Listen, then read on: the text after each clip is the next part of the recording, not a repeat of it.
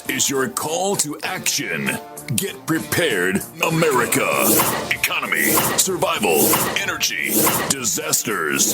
This is USAPrepares.com. Informative radio, educational radio. Interact now by emailing instructor@USAPrepares.com or text at 434-390-7953. Class, please take your seats. Now, your instructor, Vincent Finelli. Everyone all set?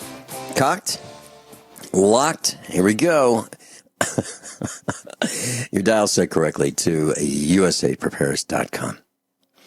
And we broadcast from Missouri, high atop the Missouri Ozark Mountains. And if you'd like to call us, we'll pay for the call. 866-582-9933. 866-582-9933. John is engineering the broadcast today at Genesis Communications Network. And I'm delighted to be spending the next hour with Greg Lesher. And Greg Lesher is the station manager of an affiliate of USA Prepares in Delta, Utah. AM 540, KYAH.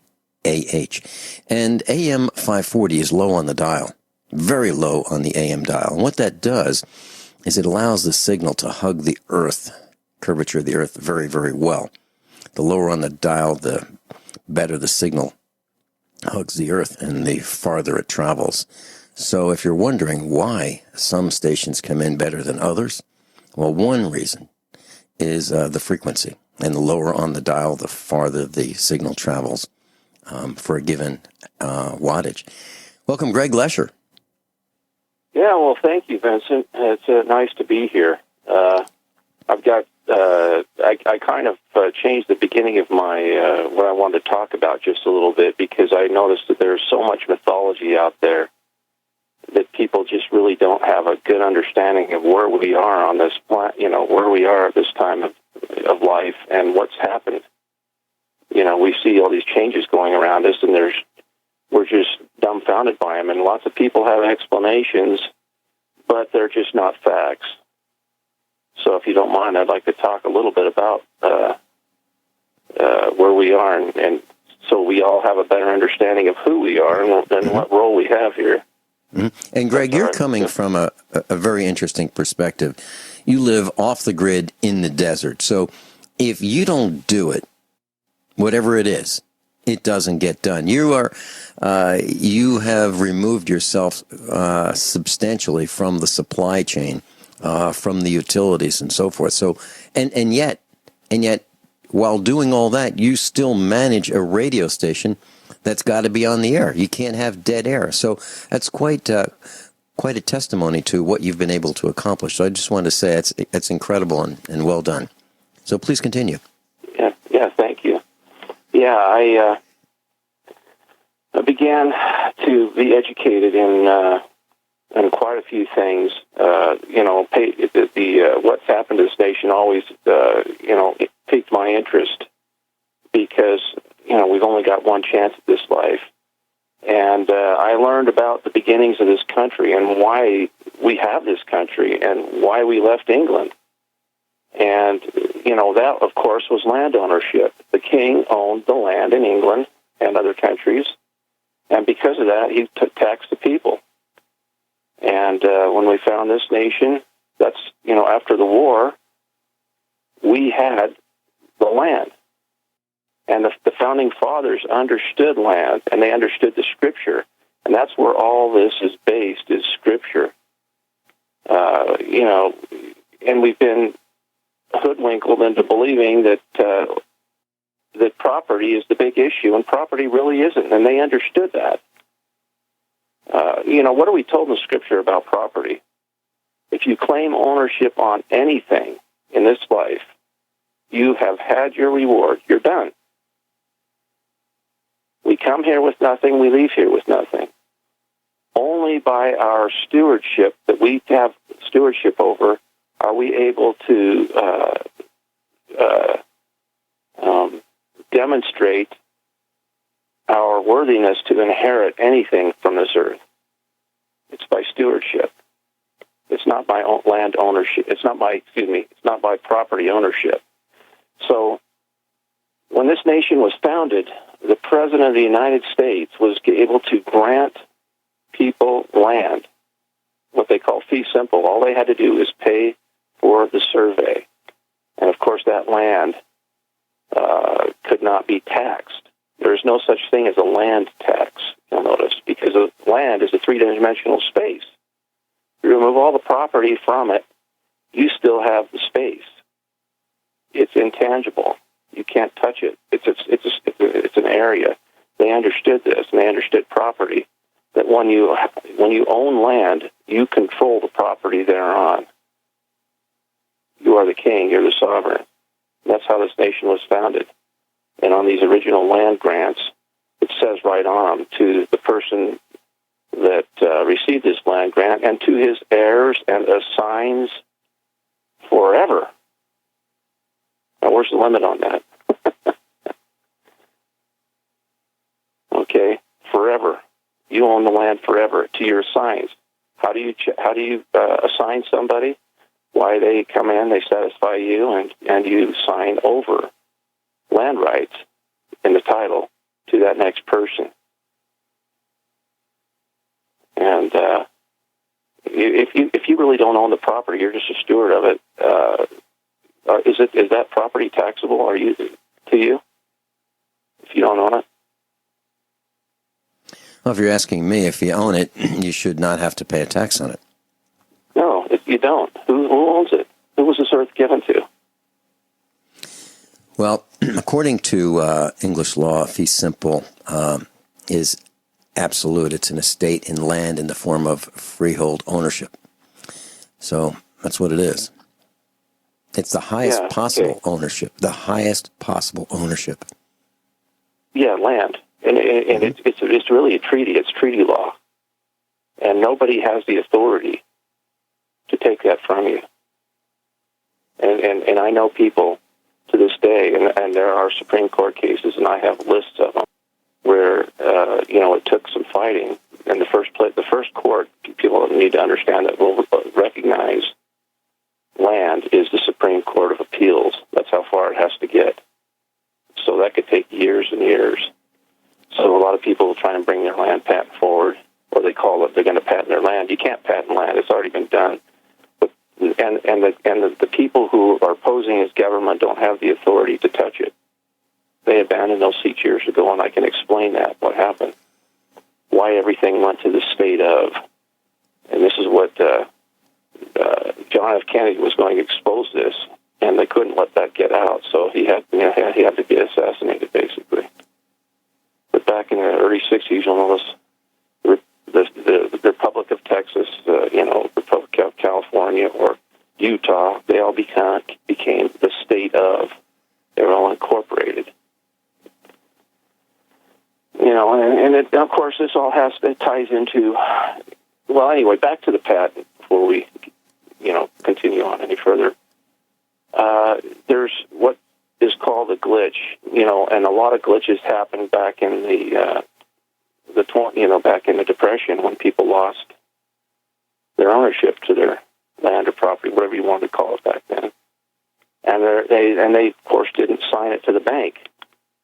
Well, interesting to note, no one but a human can own land.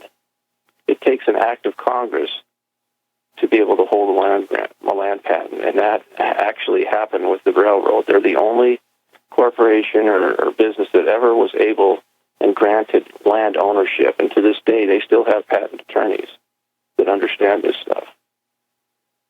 So when the bank took the property, they couldn't own it, and then of course it was sold at a tax auction or whatever, and somebody purchased it. There's a glitch. You don't have a chain of assignment. So, that's what actually happened to the land that I had. Someone helped me realize that all you have to do is you have to go back and find the people that lost that land or their heirs and get them to sign over any land rights that they may have had. And I was able to do that. The lady was like 70 years old, living in Southern California. And she was happy to sign over the land rights, and I paid her for notary fees and her time. And I was able to connect the dots. So what you do is you go in and you find your original land grant, you get certified copies showing that chain of assignment all the way to you, and then you declare that you are the landowner, the assigned. And you've brought the patent forward. And some people think, well, now that I own the land, I can stop paying taxes on it. And you've got to realize that the people in the county and the state are ignorant. Either they're ignorant or they're evil. If they understand it, then they are just flat-out criminal. But 99.9% of the time, they're flat-out ignorant. They didn't learn this stuff. Nobody did. So there's going to be a fight. And one way you can get around this fight is to have somebody that you trust go in and discharge the debt on your land every year and give you the receipt so that they can't take it while you're fighting. And that can be years and years, and usually they only allow 3 years of non-payment on your property taxes before they come in and have a sheriff's sale. And then when that happens, you still may be fighting, and it may be years, but eventually, if you do it right, you will get your land back, and the people that purchased it, of course, will be out. But Greg, could you say that one more time, please? What you said was someone you trust, have that person discharge the debt. Like a good friend of yours. You would give them the funds, or the notes, I'm going to call them, because we'll get into that in a minute, to go and discharge that, and they would receive the receipt that has been paid, and then they bring that receipt to you. Now you could still fight the fight of land ownership and taxes, and before you can finally get it to that Supreme Court of Appeals, where it's never failed, and without actually being booted off your land by the sheriff. That's because there is a lien on the land or a note on that land. Is that why? Yeah. Mm-hmm. If you stop paying, there's going to be a lien on it. Yeah. Well, let's continue this when we come back. Greg Lesher's with us, and he's the station manager of KYAH in Delta, Utah. And KYAH carries this program Monday through Friday, 5 o'clock and 6 o'clock hours, local drive time. We'll be right back. Class, we're talking about owning your land. Greg Lesher's with us, and he just became a USA Prepares instructor. So, Greg, please continue.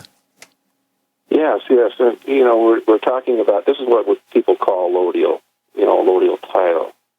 And what is it? What is your title? Say, for instance, you go out and you purchase a car. What is the title to that car? Is it something that you go and apply for? Absolutely not. It's the receipt from the person that you purchased it from. That's the title. The rest of it's just title insurance and contract that, anyway. We could go hours on these subjects. I'm just going to briefly hit some of them right now. But anyway, that, back to the scripture again, Christ, he understood land ownership, and he understood stewardship. And, he made the point, the birds have their nests, the foxes have their holes, but the Son of Man hath nowhere to lay his head.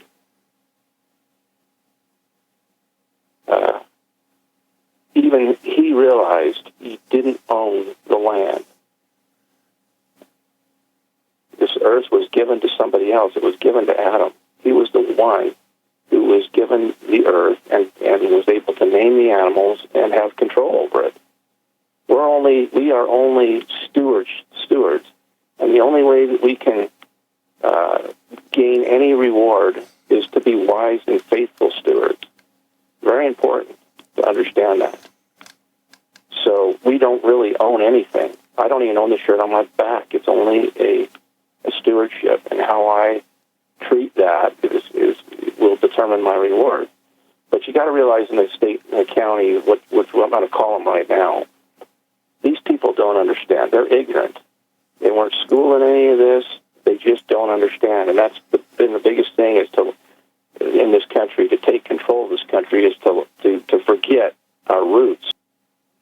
But anyway, we think, how much money do you have in your pocket right now? You probably don't have any. I don't. There's no reason to carry it. Well, if you're talking about this very second, I don't have a cent. I don't have a plastic piece. I don't have a plastic card. I don't have any tokens. Well, I don't have any. Yeah, I don't have any of those things. Well, for instance, what money is defined by Congress as what? Well, the United States dollar is 1 troy ounce of pure silver minted by Congress. It's basically under the authority of Congress. That is a dollar. That is money. That's the only money in this country, is gold and silver coin. And in fact, in the Constitution, it says no state shall make anything a payment of debt other than gold and silver coin. Okay? What we have in our pockets is commonly called a dollar bill. Why do they call it a bill? Because it's a note. It's a bill for a dollar. And you have to understand what the law of notes encompasses. The law of notes says that there is nothing besides what is on that note that has any value. In other words, the law of notes says that what it says is all it can do. In other words, on these Federal Reserve notes that we're carrying around, it says it is for what? If you have a dollar bill, it says for 1 United States dollar. It's a note for 1 United States dollar. And who owns that note? The Federal Reserve. And we all know that the Federal Reserve is a foreign corporation. And according to Title 22, Section 611 of the United States Code, anyone demanding payment of a foreign note is an agent for the note and is therefore liable for the redemption of that note. Right there in the U.S. Code. Now, this note you have in your pocket, is there any specific owner of that note listed on there? No, it's a bearer note. Is there an expiration date? No, there isn't. So we are carrying around notes. Who owes who here?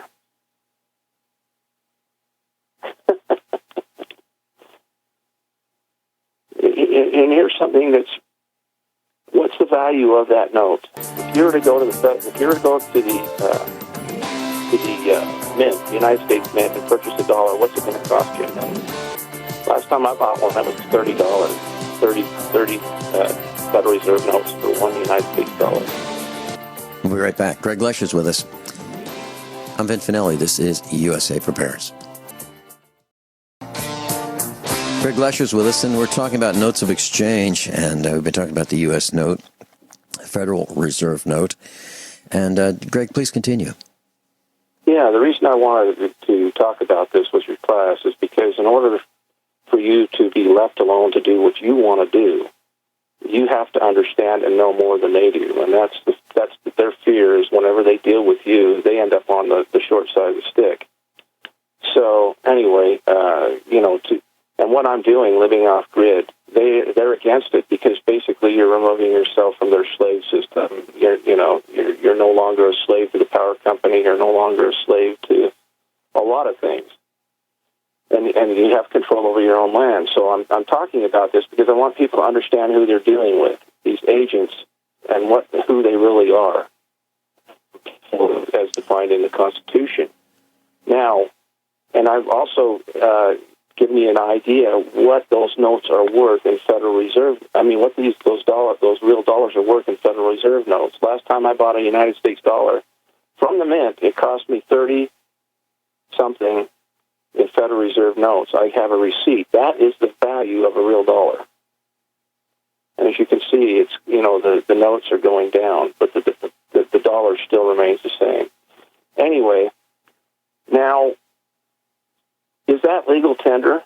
A United States dollar, is it legal tender? If I was to come to you and say, I'd like to buy your car for this much many silver dollars, and you said sure, and we made the exchange, it is. It's legal tender for us. However, this corporation known as the state of, that functions under the state of, that functions under the District of Columbia, that 10-mile square, which is the actual only land that they own. Under the Par Value Modification Act, they cannot touch it. Why can't they touch it? Because the state of Utah is not Utah, the original jurisdictional government. And if they are to reach down, if you took in silver dollars to pay your taxes, because the only way you can pay your taxes is with real money. You can discharge the debt with notes, but you're not really paying anything. You're just discharging the debt. That's why I call it discharging the debt. Anyway, if you're going to do this, you got to make sure that you do it with witnesses and you do it right, because you're hitting them in the heart of the whole issue. What you do, if you want to pay your taxes, if you take in I'd take in maybe 5 witnesses that you can count on, that you can get affidavits from and you can bring in as witnesses. You also want to bring in a witness as the county clerk who's making the transaction. You're going to call him as a witness too, because in code, a payment made, a payment tendered is a payment made whether they accept it or not, and the debt is therefore discharged. So you need witnesses. So a person can discharge a debt by going in with witnesses into the county to pay his debt in United States dollars, whether there's $20 gold pieces, whatever. If that county attorney or clerk or whoever's working there to collect the debt reaches down and picks up that coin, number one, they've just committed a felony under the Par Value Modification Act. Why is that? That's because they are not the government. It says the state shall make nothing but gold and silver coin in tender of payment of debt. They are not the state. They're a corporation called the state of. And anyway, so what happens is they won't touch it. They'll throw their arms back. Well, did you just tender your payment? Of course you did. So what you're going to do is you're going to take that clerk to court. You're going to get a declaratory judgment, and you're going to have to do it in a court of record. You can bring in your own, you can pay your own, this is wise, to pay your own court recorder for your records, because when you're going into a court, the judge can monkey with his own, what's going on with his own clerk. So you bring in a licensed clerk, from another county. You pay him to keep record of what goes on. Anyway, you take him in and you get the judge is finally going to have to say, yes, you did make payment. And at that point, they won't be asking you for taxes again. Because now what you're going to do is you're going to go after them for the payment that you made.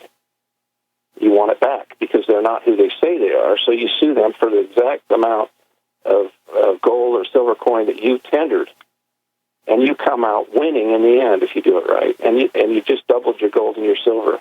And at that point, they will never ask you for that debt again. Now, you can do this. It's a long process, and it is a little bit dangerous. But, Greg, I'm a little bit confused.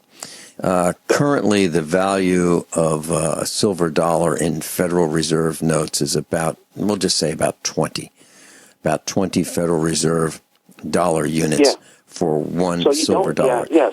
So you don't need to bring in 20 of those dollars. You only bring in what the value is, according to the debt they say you owe. Now, there was a case here, and I was involved in it, where we went into the county, and he says, well, I can take those, but I have to take them at face value. And we said, okay. And he took them. A couple of weeks later, we got back a letter saying that we could take them, and that they were trying to make it look like it never happened. What would you call that if they took it at face value? One silver dollar for one Federal Reserve note. It's called securities fraud. That also is a felony. And the county attorney said, basically realized that they'd made a huge mistake. And a couple of years after all this took place, Utah decided to make gold and silver, legal tender for, to pay off debts.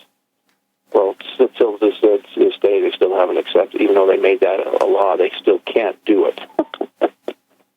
So it's really ironic for them.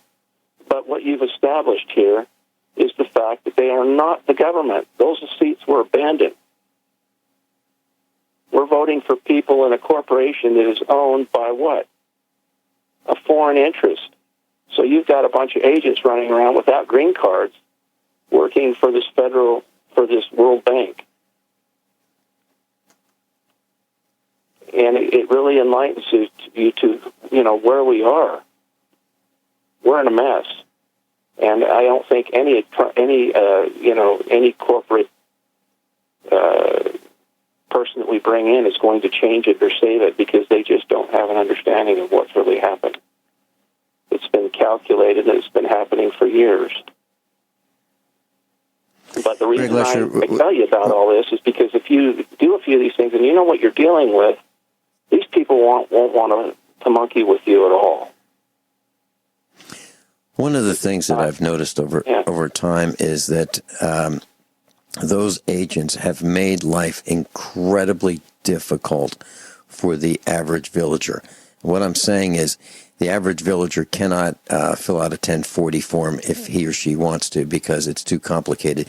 The average villager can't go to court without hiring a bar card attorney because it's too complicated.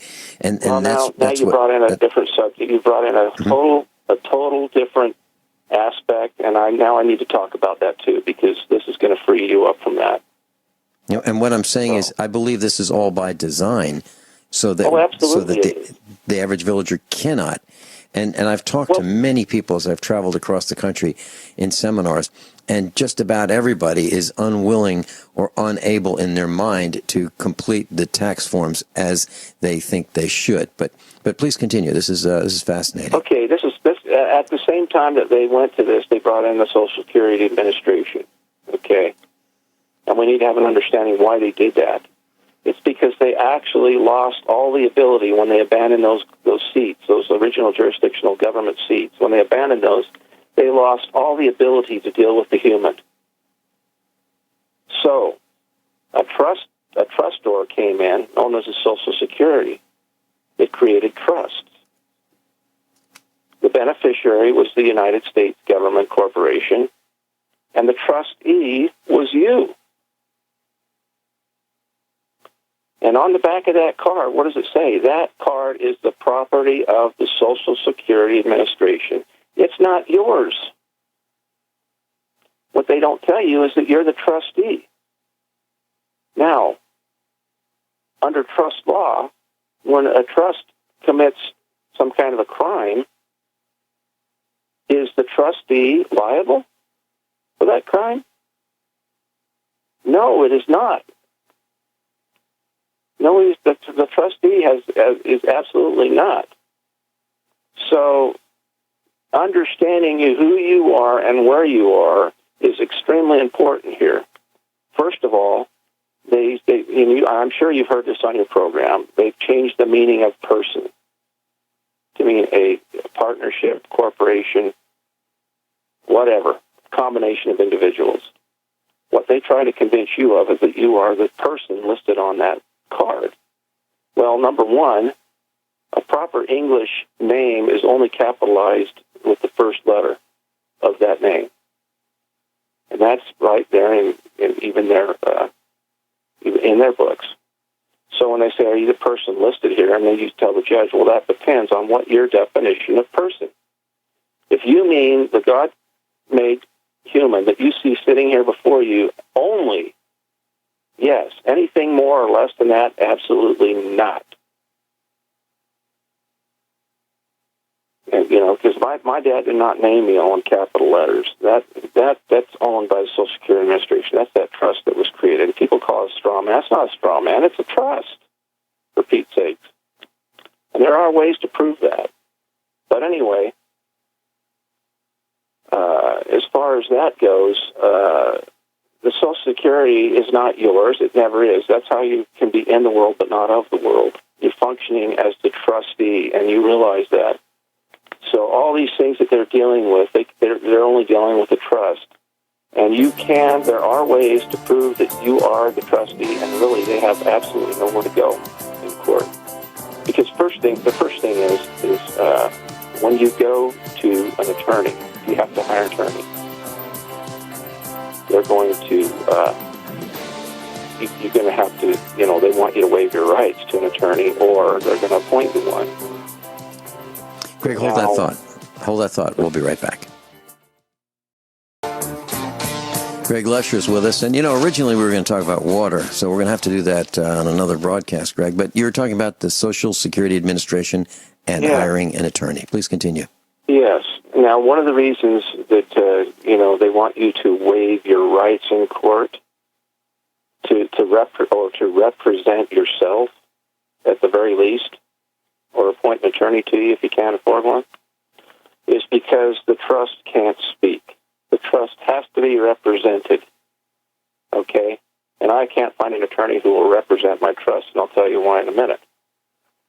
But, and the judge will say, well, are you going to represent yourself? And you say, I cannot represent myself. I can only present myself. It's impossible for me to jump outside my physical self to represent it. And, you'll see jaws drop in the courtroom, and judges' faces turn red, because they're going to understand exactly what you're talking about. So they're going to say, well, they're going to want you to find an attorney so that you can be represented in court, because they cannot pronounce sentence upon you or judgment if you are not represented by somebody. And people say, well, you want to waive your rights. Well, you can't waive my rights. My rights are God-granted. I can't. They're unalienable. I cannot waive any of my rights. And people say, well, you walk into a courtroom and they say, well, you don't have any constitutional rights in the court. You're right. You don't have any constitutional rights anywhere, because your rights did not come from the Constitution. The Founding Fathers understood this. Your rights were granted by God. The Constitution, however, protects them from interfering with your rights. And when a judge understands this, he'll know. You know who you are and where you are in the court. That'll be the first clue. I don't have constitutional rights. My rights are God-granted. The Constitution protects them from you, from interfering with my rights. And that goes wherever you go, even on foreign soil, which is where you're at when you're in that courtroom. But anyway, so what I do is I'll go, what's the scripture say about serving two masters? It says you can't. You can't serve two masters. You have to, either serve God or basically mammon, or the other. So when I go to I have documents prepared when I go looking for an attorney. In order for him to represent me, he has to understand me and my rights. And so the first thing I'll ask him is, will you hold me and God above all others? And it'll be in writing. The attorney won't do it, because when they pass the bar, they have to uphold the court above all others, which places them on the other side. How can somebody represent you if they're not holding you and God above the court? They can't do it. So they'll sign something and say they can't represent you. And anyway, to make a long story short, when you finally you have not been able to find representation, and he's tried to appoint a judge, an attorney to represent you, a court-appointed attorney, you have that same meeting with the attorney to make sure that he can represent you. You present him the same paperwork, and he can't represent you. So finally, they just decide, well, we're going to pronounce sentence upon you. And they say, was there anything that you have to say before we pronounce sentence upon you? And that's when they provide him with a piece of paper.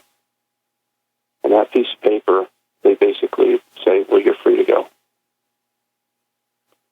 So understanding who you are and where you are makes all these other things possible.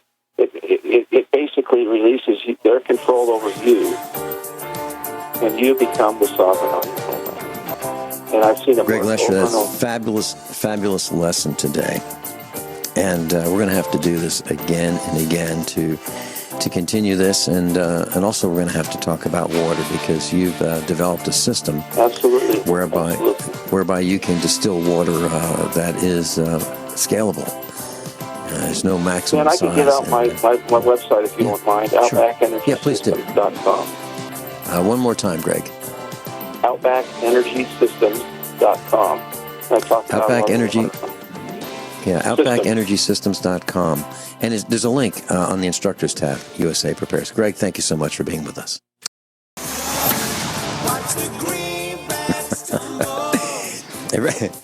Everyone all set? Cocked, locked, hour number 2 of USAPrepares.com. Captain John Regan's with us. Welcome, Captain John Regan. Good morning, Vincent. Hey, good morning, John. You know, we didn't get through everything that we tried to get through yesterday, so we're continuing. That's a first for us, isn't it? The first for yesterday. You know, John, at the top of the hour, we heard about HSBC, and I just want to make sure that if our class doesn't know what HSBC stands for,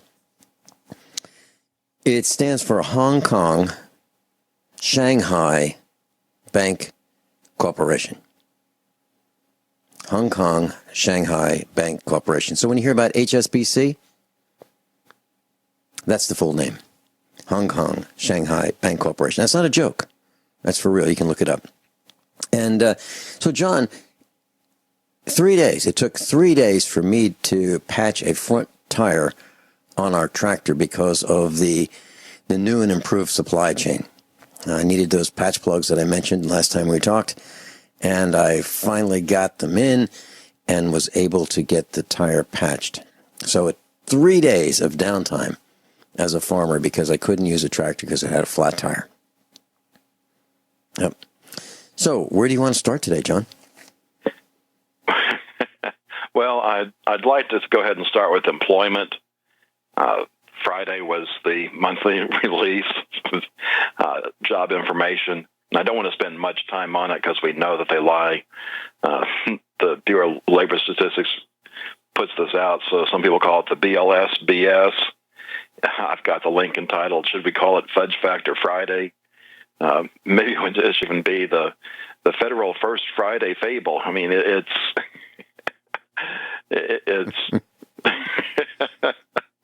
it's just a joke. But I just wanted to point out, I've got 3 articles there about it.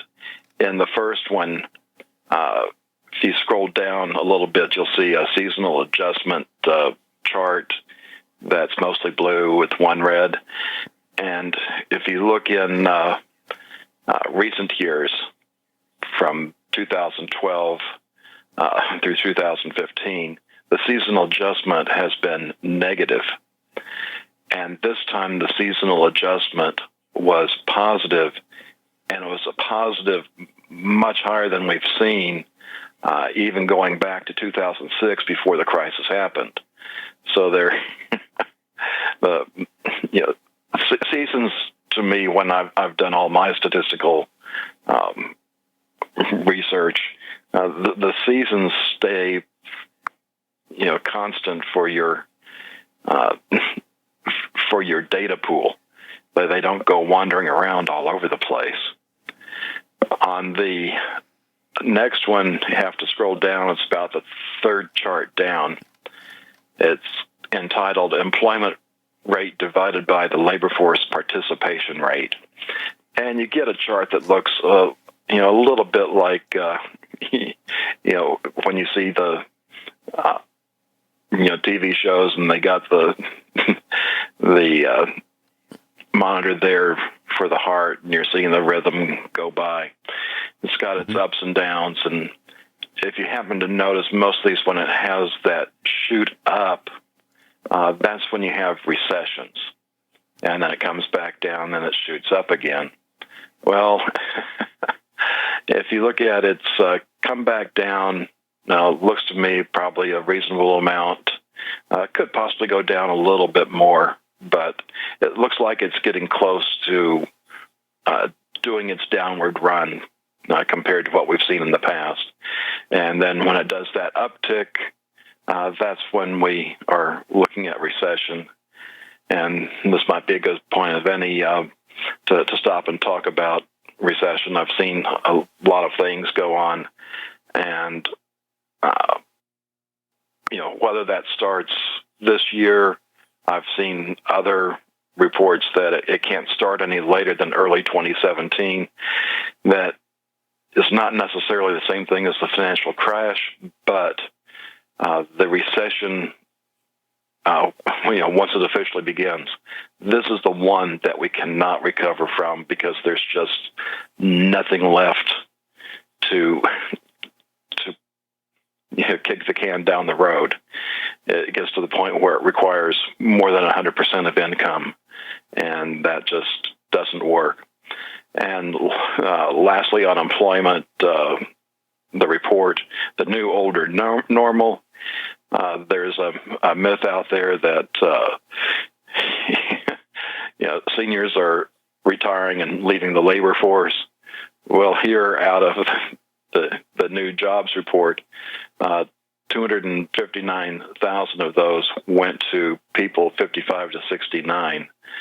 A smaller amount, 28,000, went to people in their prime years, 25 to 54. And if you're in the 16 to 19 or 20 to 24 groups, you lost ground. So I don't see anything good in that labor report. And then I just threw in one more that I happened to come across. UPS is to improve productivity, and they're doing this by fully automating 30 of their largest U.S. hubs. So when you say fully automate, you can translate that into being getting rid of workers. I was thinking, I was looking at this chart, John.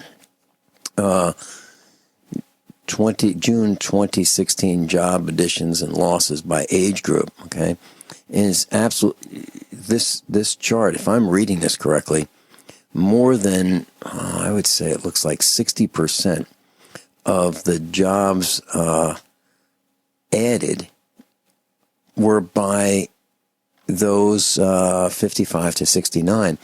And when you go to the Chinese factory outlet, that's really what you see. You see a bunch of seniors that are working there. And do you have a thought as to what this is? Is it because the younger people just can't make decisions that are needed to hold a job? Do you think it's just that these millennials are just not capable of holding jobs? Or do you have any thoughts as to what the cause might be? I think that's part of the factor, is that when employers are hiring, they're looking at these older people are less into social media and have more of a work ethic, and they don't have to be babied as much.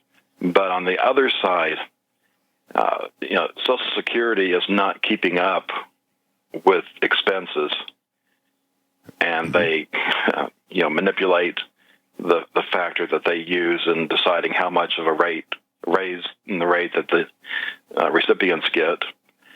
And then even those people that did manage to save for retirement are being hammered, because you no longer get the good interest rates on the bonds. And just wait until the stock market corrects from all the QE that we've had. Even before that, back with 2007, 2008, when we had that downturn. I remember one of the people I worked with, talking to somebody, and she was saying that her 401k is down 50%. We used to talk about return on investment. It's getting to where it's more important to have return of investment. But even if you only get a return of your money, that means you're losing ground to inflation. And without that return, like I say, for example, if you manage to save $1 million in your retirement account and you get 5% interest, which used to be a fairly low safe rate, that would earn you $50,000 a year without even touching what you'd saved. Well, now on the safe end, you're looking at maybe 0.5%. So instead of getting $50,000 a year, you're only getting $5,000.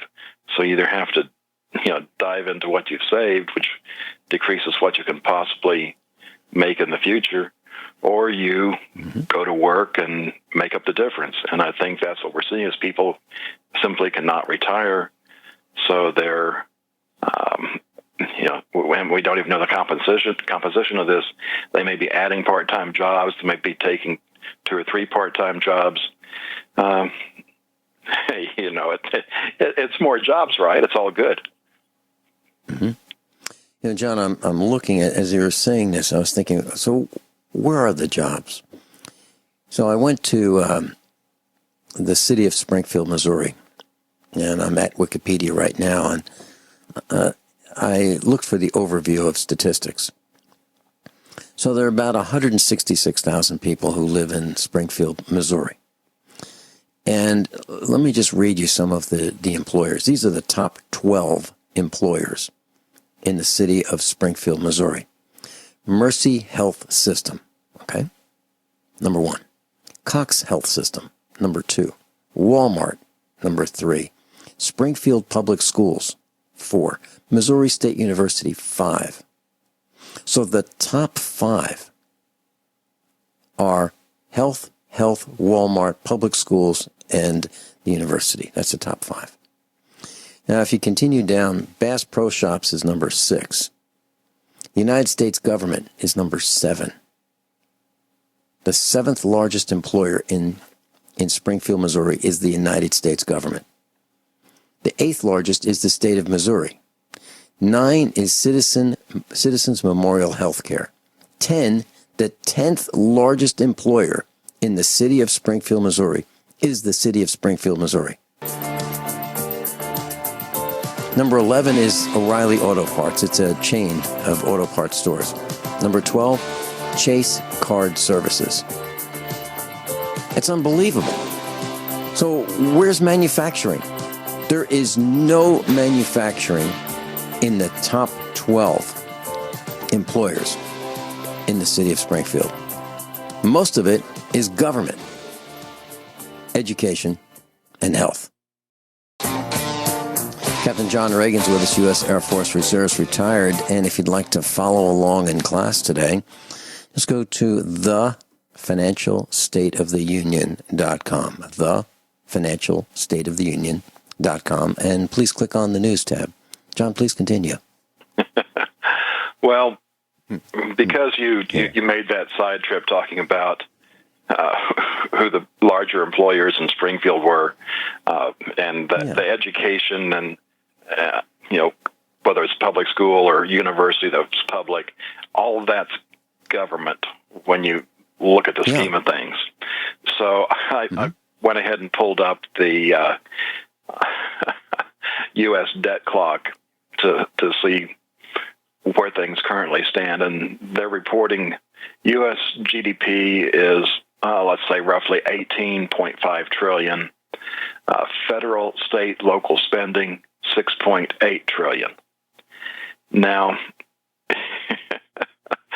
okay, let me do math in my head here on live radio. First off, we know that GDP is a faked number. There's hedonics and other fudge factors in there. So you can probably reduce that by about 20%, which means their GDP is really only roughly $15 trillion. Well, the government doesn't really produce anything on its own.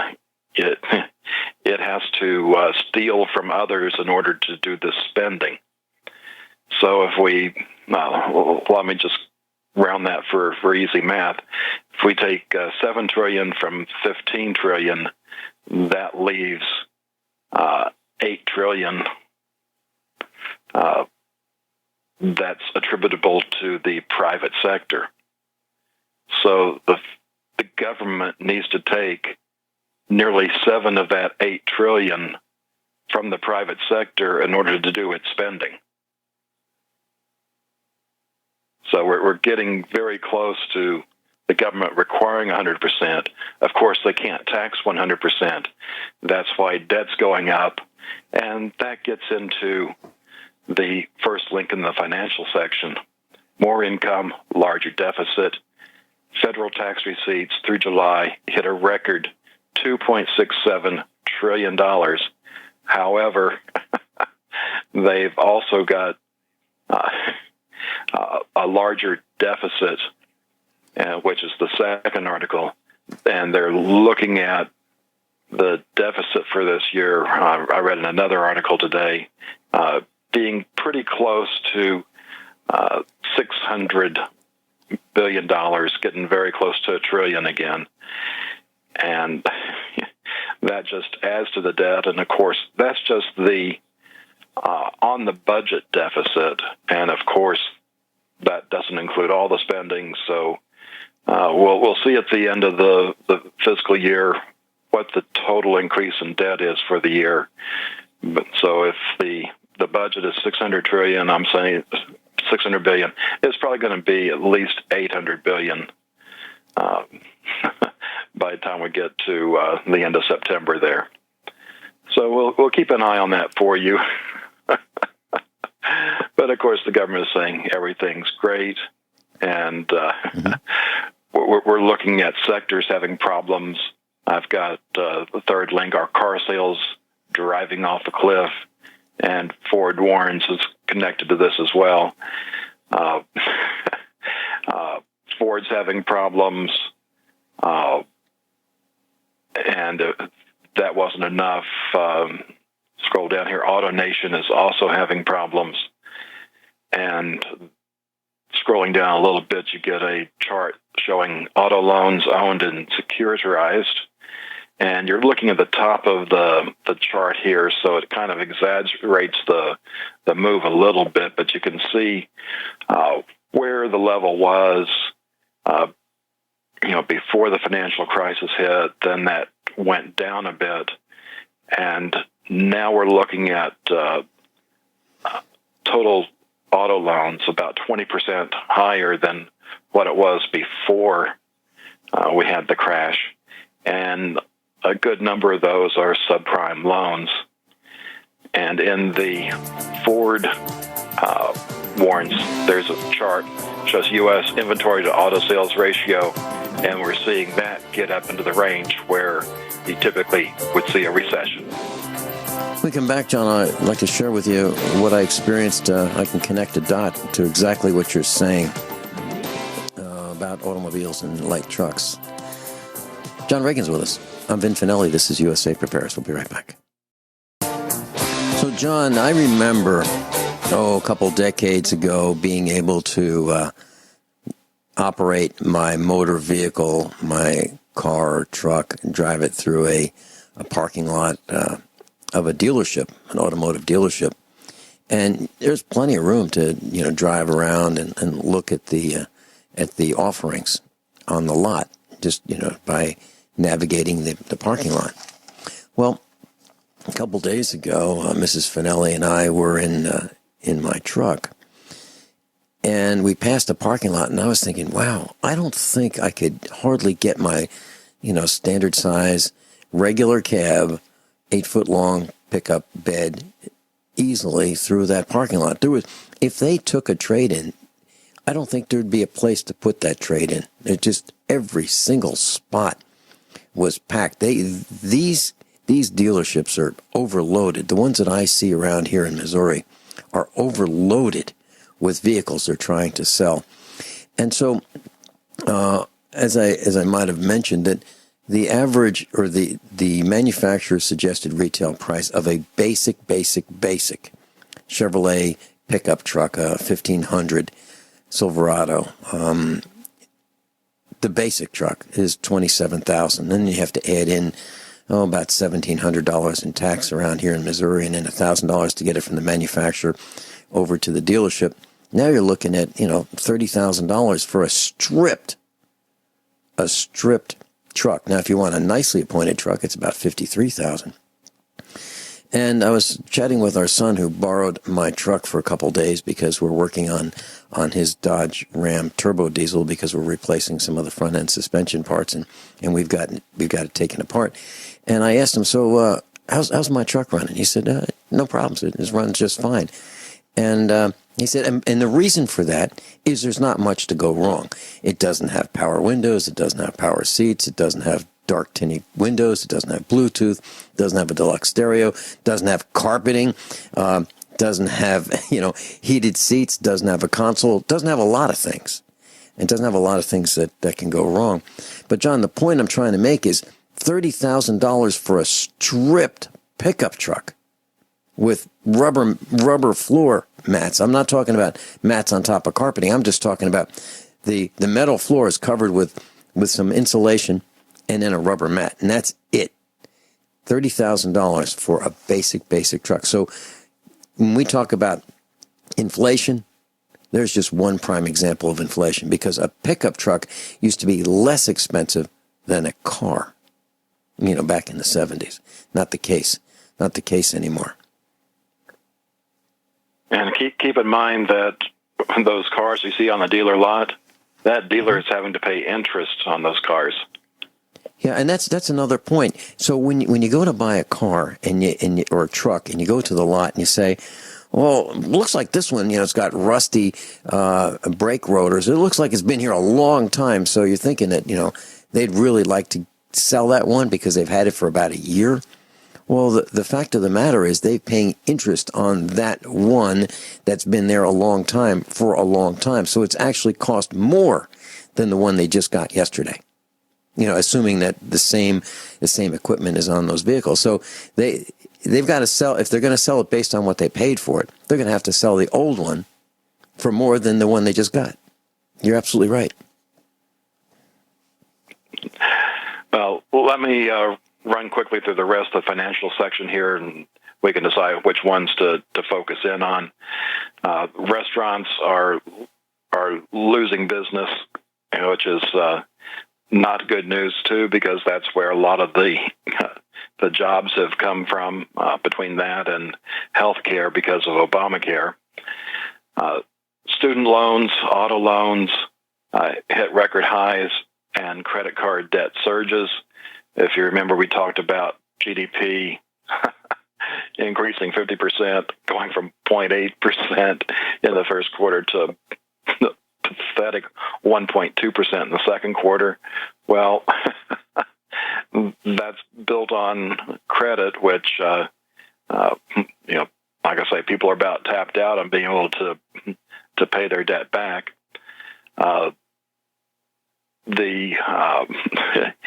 What taxes are saying, the U.S. has lost 195,000 good-paying energy industry jobs. And scrolling down to the second gray box there, it talks about July withheld receipts, that year over year, the amount that was withheld and sent into the IRS decreased by 1%. That should be quite telling right there.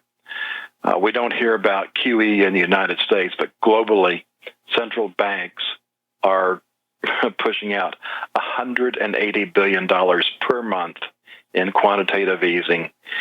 You multiply that times 12, it means that we're looking at on the order of $2 trillion a year just to have the prosperity that we're now seeing. MetLife misses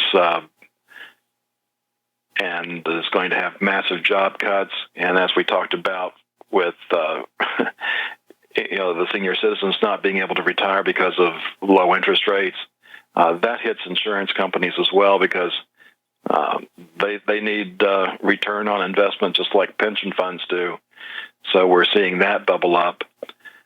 Class 8 truck orders plunged to the lowest level since February of 2010. I would say that this is a leading indicator because if things were going well in transportation, they would be buying trucks to get ready. Since they're not buying, They're not seeing activity coming up in the future. And at the bottom of the stack, global trade is not growing slowly. It's not growing at all. And then that kind of raises questions on how is GDP really doing? Vincent? Captain, as you were talking about the trucks, reminds me there's a truck dealership, the tractor part of tractor trailers, near Springfield, Missouri, and I pass it every once in a while, and the number of trucks seems to be growing and growing and growing. Every time I pass it, there are more trucks for sale than there were the last time. And this has been going on for 8 to 10 years. That I've noticed, greater inventory of trucks for sale. Now, the parking lot is absolutely full. It doesn't seem like they could squeeze another tractor in there if they had to.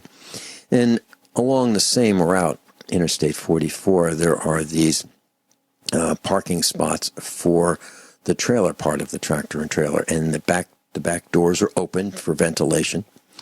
And there are hundreds of these empty trailers just sitting there, waiting to be deployed or used. And it seems like we've got more empty tractor trailers, the trailer part, and we have more tractors for sale that aren't being sold, and we have more cars available for sale that aren't being sold. So I think you're absolutely right. This is a leading indicator. That was one comment, one connecting of the dots. Now, when we get to the restaurants, I think that is also a leading indicator. I don't remember what I was taught in finance and economics class, whether restaurants were a leading indicator or not. I have a feeling that they are a leading indicator.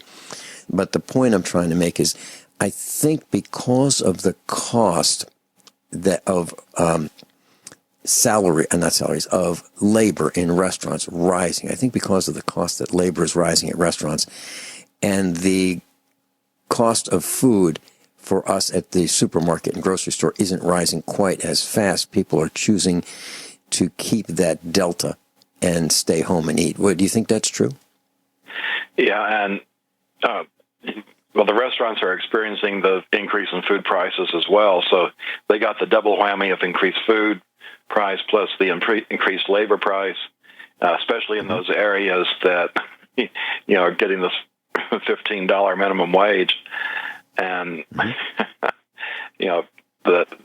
choices are to raise the prices, lay people off, or close. It's none of it's really a good option.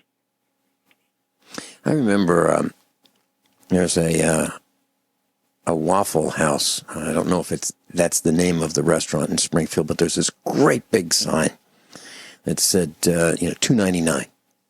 So you could have waffles for $2.99, and it seemed to jump in one big jump from $2.99 to $4.99. That's a huge, huge jump. However, $4.99 for what one might consider a meal without a beverage is low, because most meals, if you want to go get a hamburger somewhere, I'm not talking about McDonald's, but if you want to go to a restaurant that serves hamburgers, you're probably not going to get out of there for less than $10. So the $5, Waffle House is probably an economic bargain. It may not be a food, quality bargain, but in terms of dollars spent, you can get out of there with less Federal Reserve notes being spent than if you go to a hamburger joint or some other restaurant. But John, I remember taking Mrs. Finelli to my favorite Italian restaurant years ago. I'm talking, in the 70s. And you could have spaghetti and meat sauce for $1.85, and it came with bread, fresh baked bread, Italian bread, and pickled tomatoes, all for $1.85. And I don't think that if that were available today, it would be any less than maybe $11 or $12. So I see inflation, I see it hurting Americans, and I see us going out less. And I don't know if it's because of the nose rings. and the tongue, I don't know what you'd call those things that are put in a person's tongue, and the piercings that I see, and the tattoos and the branding and these hoops that are stuck in earlobes, that grosses me out so much that I don't want to go to restaurants anymore. I don't know if it's that so much, or the rising prices of restaurant, or the combination of all of that, but I just don't feel like going to them anymore. I really don't. And, I'll look at Mrs. Finelli. We'll be in the truck, and we'll be out in Springfield and going shopping. It'll be 2 o'clock, and we're a little hungry, and we'll say, hey, are you hungry? Yeah, well, let's go home. Let's spend another hour in the truck, and we'll go home and have something good to eat. John Regan, I'll be right back.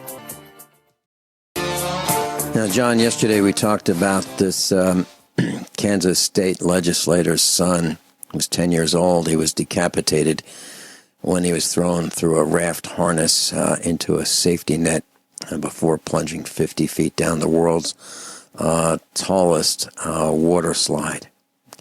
And we talked about, why subject yourself to that? And if you look at the picture of this young 10-year-old before he was killed, he's beaming with joy. He's standing with his father, who's beaming with joy, and now the young man is dead.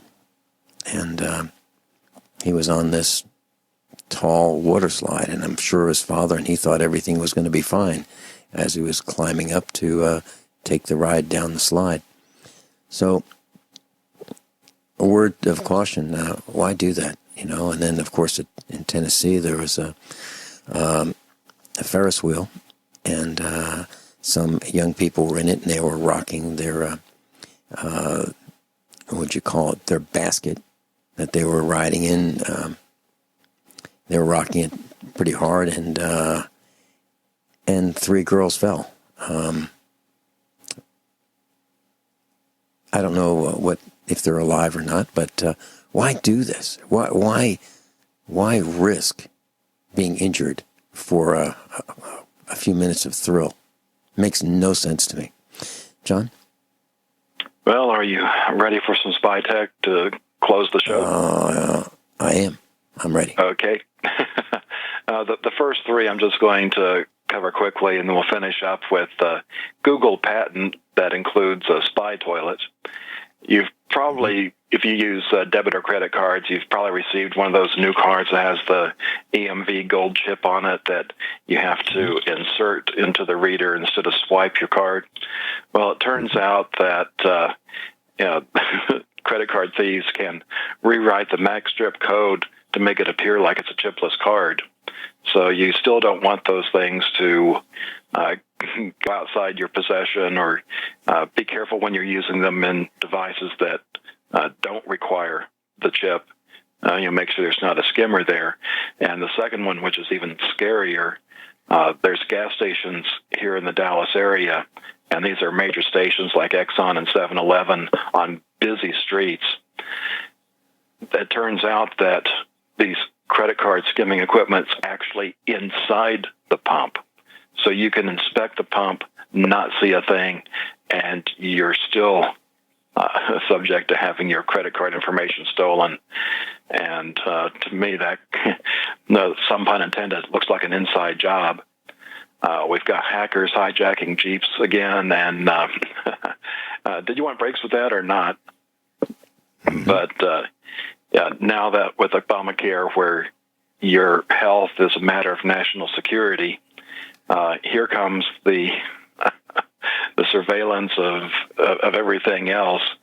Google patent basically makes your bathroom, spy central.